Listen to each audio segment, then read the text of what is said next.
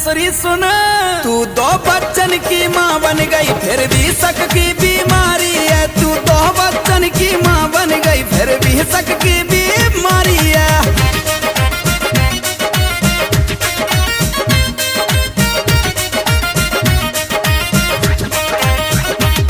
अपने मायके को जाऊंगी, मम्मी को बात बताऊंगी। मैं देखूं कैसे रहे गो, बच्चों को छोड़ के जाऊंगी। अपने मायके को जाऊंगी,